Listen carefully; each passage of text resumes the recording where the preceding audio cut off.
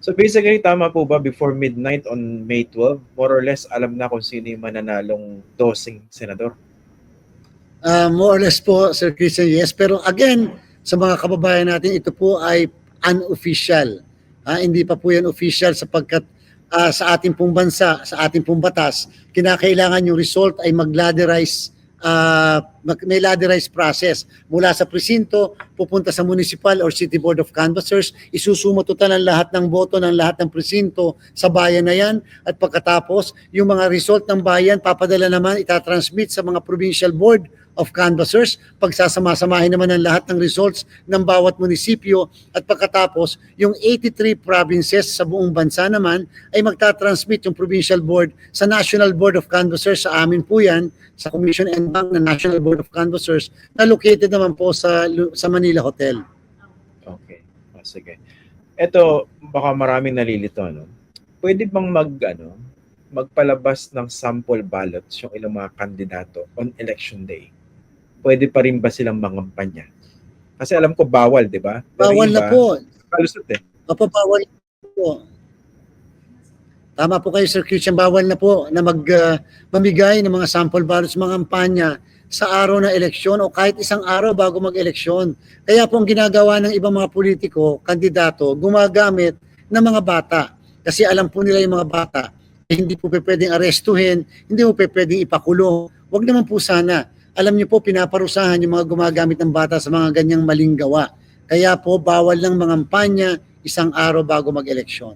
Kung tutuusin po, mahirap po talaga rin sa ating mga kababayan, umasa kayo doon sa sample ballots na pamimigay sa inyo. Paano kung nililito pala kayo? Paano kung mali pala ang numbering? Hindi ba mas magandang umasa na lang kayo doon sa mismong kodigo na daladala po ninyo na ginawa nyo bago kayo bumoto? Alam niyo po, subukan niyo po ito, Sir Christian. Napakahirap mamili ng 12 na senador sa isang upuan kaagad.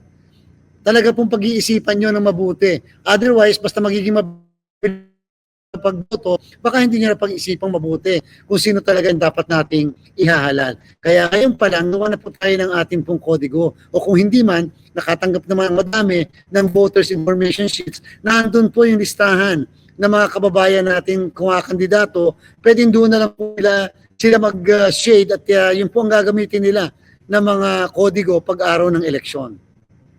Pero Chairman, in reality, sa mga nakaraang pagboto ko, hindi pa yata ako nakakita ng isang election day na walang namigay ng sample ballots dun sa presintong pinupuntahan ko. So ang tanong ko po, nakikita natin ito all over the place, paano ba masasawa tayo ito? Do you even have the resources or the wherewithal to crack down on these people violating the rules? Siguro po, Sir Christian, baka hindi lang kayo nakaboto ng barangay and SK elections. Wala po nakapamigay noon ng mga sample ballots in all fairness. Kahit po ipagtanong nyo sa ibang miyembro ng media.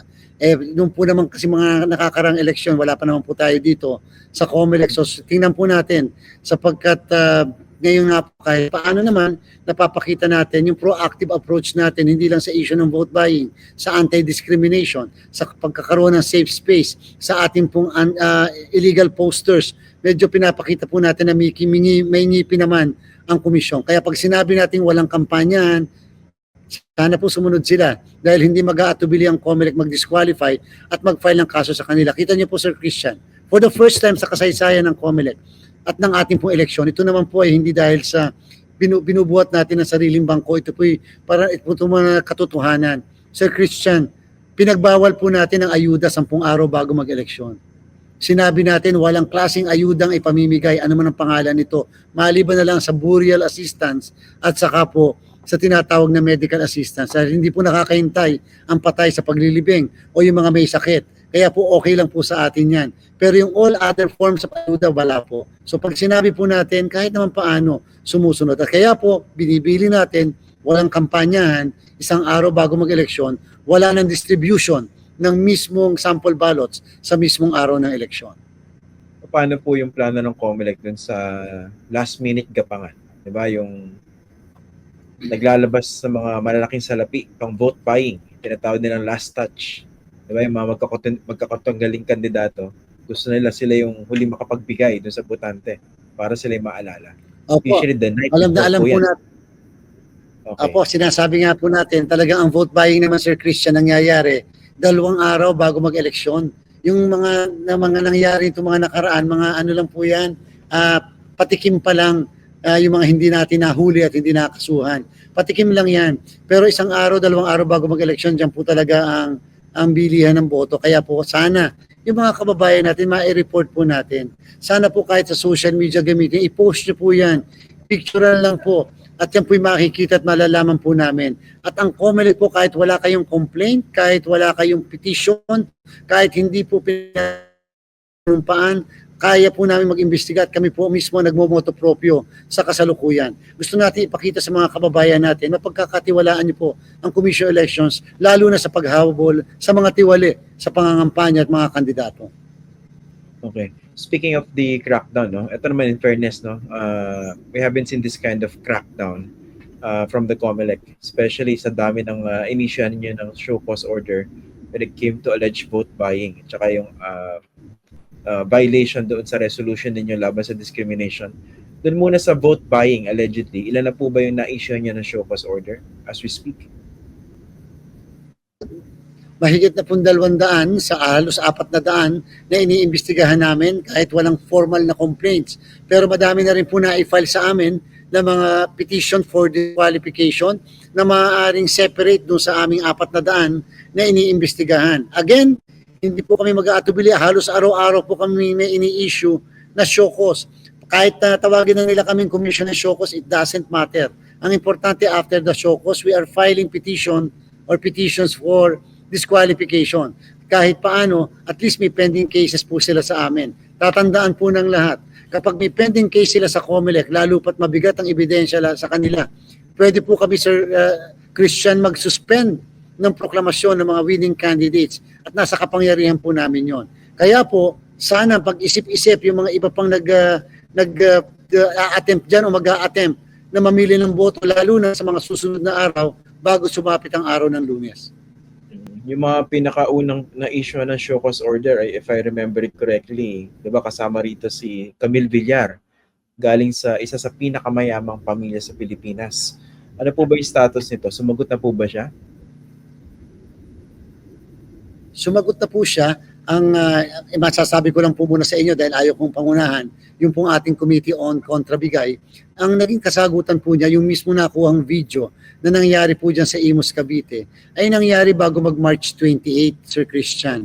And therefore, kung totoo man yun, at mukha pong in all fairness, para lang maging fair tayo, mukhang nag-research din naman po ang aming pong committee at nakita po talaga na mukhang tama yung issue ng date na pinag-uusapan. And alam niyo po, pagka kasi before March 28, hindi pa po kandidato yung mga kandidato. Sila po ay considered aspirants and therefore, wala pa pong jurisdiction ng COMELEC sa mga aksyon na ginagawa nila bilang pagiging kandidato.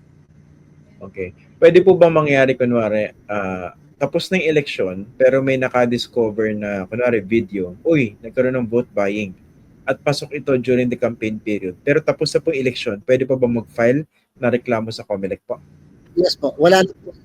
Pwede po magreklamo pero hindi po siya petition for disqualification. Bawal na po. Ang petition for disqualification ay pwede lamang ma-file bago ma-proclaim ang mismong kandidato. So ano po ang pwedeng ma-file after po ng Mayo 12? Kung sakaling merong paglabag, lalo na po vote buying. Ang pwede po i-file sa amin is a criminal complaint pa rin para sa election offense naman o isang kasong kriminal na may kulong na 1 hanggang 6 na taon. Pero ano mangyayari dun sa kandidato? Kunwari nanalo siya. Wala na kami jurisdiction after the proclamation, Sir Christian eh. Again, criminal case na lang po ang jurisdiction natin. Kung kaya naman ang isang petition to disqualify candidate based on the ground of vote buying ay dapat ma-file bago mag-May 12 o bago mag-proclaim ng naturang kandidato. So kung yung May 13 hindi pa na-proclaim, may na-discover, pwede pang mag-file ng disqualification. Lalo pat hindi pa napoproklama yung naturang kandidato. Sa dami ng mga initial nyo ng show cause order at sabi nyo ay nasa 400 yung iniimbestigahan, kailan nyo kaya matatapos yung kabuong proseso para malaman kung sino talaga yung nag-violate? Talaga pong sadyang, Sir Christian, dami tayong mga kababayan na nangungulit sa amin na dapat daw kasuhan na, i-disqualify, ay pasensya na po. talaga pong ino-observe din ng COMELEC ang due process. Part po kasi yan ng proseso natin, pasasagutin, papipresentahan ng ebidensya. Wala po kaming magawa dahil yan po ang ating pong established rules sa ating pong ganitong mga klaseng kaso. But again, nasa kapangyarihan namin ang mag-suspend ng proclamation and therefore pwede namin hindi iproklama yung nanalong kandidato kung mapapatunayan namin na mabigat ang ebidensya laban po sa kanya. Ano pala yung tugon niyo po, Chair, dun sa mga kababayan natin na may duda o agam-agam na tutuluyan ng COMELEC itong mga politikong engaged sa vote buying given the fact na malalaking mga pangalan yan, mga prominent? Sir Christian, hindi nga po ba noong mga panahon naman nakakaraan, wala pong ganitong klaseng mga inisyatiba, mission, hindi naman po sa nagkukumpara tayo. Pero kahit paano po, nakikita naman po siguro kahit paano ang kaibahan at the same time effort ng COMELEC na patunayan sa mga kababayan natin na tunay po ang ating pong kampanya. Wala po, ang lahat po na inisyo namin ng mga show cause orders so far, wala po kaming pinili kung anong partido, anong grupo at kung sino po sila. Kasi alam ko problema rin to sa premature campaigning. Napaka-absurd, ilang beses na natin napag-usapan yan. Meron po bang paraan para mapanagot yung mga kandidatong clearly engaged sa vote buying without using the excuse na hindi pa naman ako kandidato dahil hindi pa nagsimula yung campaign period officially? Kasi nga po sabi po ng katas-taasang hukuman, dahil sa kawalan ng walang premature campaigning, therefore, hindi pa po sila kandidato. So how can you accuse somebody of vote buying when he or she is not yet a candidate? To have a vote buying, there should already be a candidate that will be asking for the vote of the voters. So technically po, bago talaga mag-campaign period, kung yan po yung batas natin na pinapatupad at ino-observe, wala pa pong vote buying na nakukumit yung mismong hindi pa kandidato.